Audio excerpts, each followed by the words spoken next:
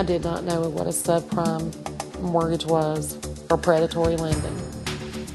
Sorry I'm late, but this was the best that I can do. It's 9.75 AMR, but you can refinance in 6 months, but it goes up to 11.2 this coming November.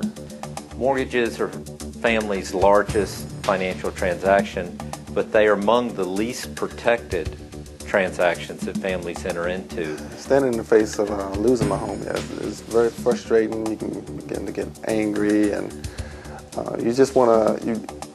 I put it in terms of I go into survival mode. I'll do whatever it takes to, maintain my home and continue to provide for my family. One foreclosure is one foreclosure too many. People build wealth in their homes, and it's the American dream.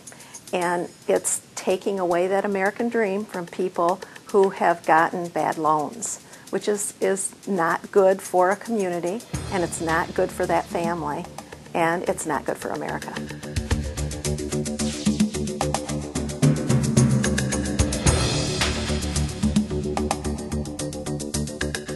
Presently, about 1 out of 10 subprime loans are for first-time home buyers.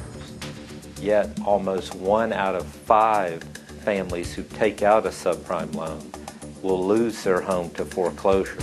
And just from that simple math, it means a lot more families over the last 6 years, more than 1 million families more will lose their homes than became homeowners through subprime loans.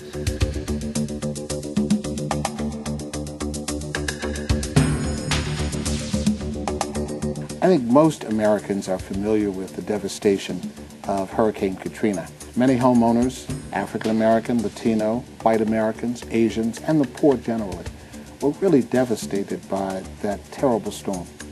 The kind of problem that we are seeing now in the mortgage foreclosure crisis, the kind of loss of home stock, the loss of equity in home ownership among particularly African Americans and Latinos, is in its own way as devastating as the economic dislocation from Hurricane Katrina.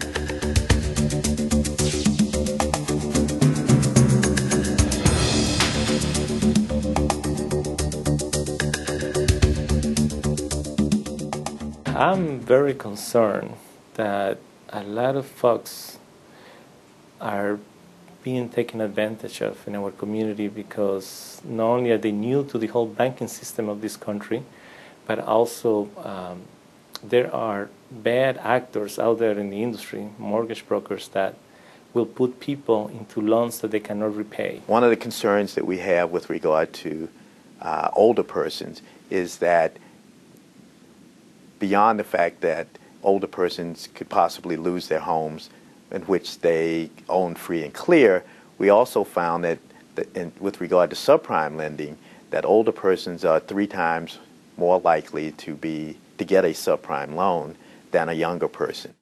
The subprime market today penalizes hard-working families who are playing by the rules and find instead of advancing, they're being left behind in today's economy. The purchase of this house was May 26, 2006. This was the first home that we have ever owned.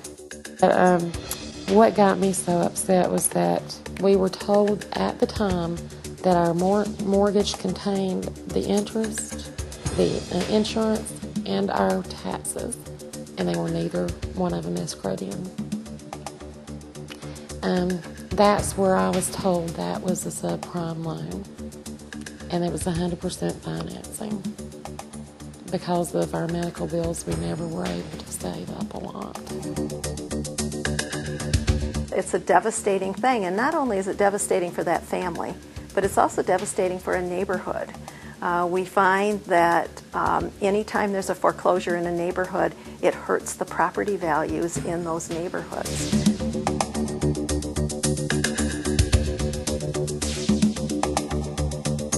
We had the opportunity early on in my Senate career to look into the problems of the predatory lending issue, and we weren't able to overcome the resistance from the financial interests. They were able to stymie our work, and we passed a very modest effort. And this was about 2001, I think. When the issue was raised again in 2005, they had told us if we did these modest changes back in 2001 that would be enough, and that they would take care of their problems and things wouldn't get worse. And things had gotten a lot worse.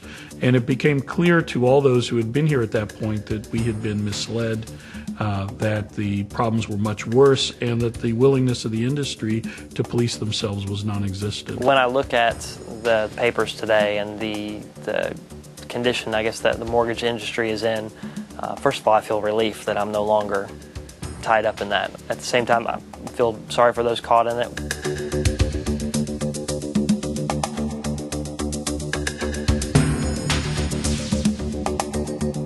A few months, I'd say maybe 4 to 6 months into it, our payment changed. And so we went back to them, and with little to no explanation, she said we would have to fix it. That was the phrase used. We'll fix it. And now looking back at it, a fix it means we will refinance you again, which means we'll charge you twice again, which means it adds to your loan. It's just a whole lot to it. And so after they fixed it, and we, tried to get them to undo that, they claimed they couldn't find the paperwork, and we even paid the $100 for them to locate the paperwork, and they just gave us the runaround, and they wouldn't return the phone calls.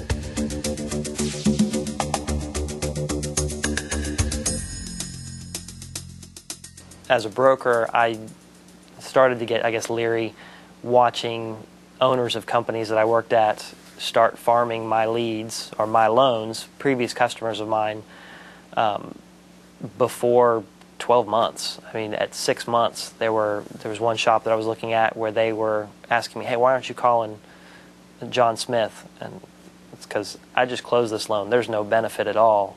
I mean, even if rates were half a point less within 6 months, that's just taking advantage of somebody. I can pick places like Newark, New Jersey, Cleveland, Ohio, Detroit, Michigan, Toledo. I can pick places in California, other parts of the country where African Americans, Latinos, Asian Americans, single women, heads of households are now just beginning to get a toehold in the new economy. Unfortunately, the loss of equity in those homes, the foreclosure in those homes, is having a devastating impact on those communities.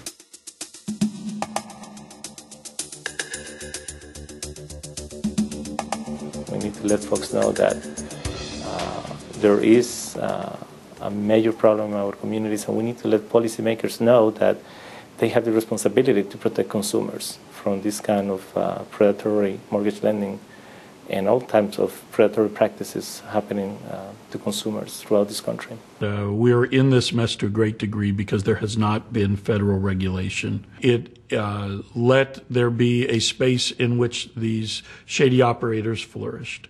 I would love to see federal regulation to a much stronger degree. In the meantime, I hope other states do what we did.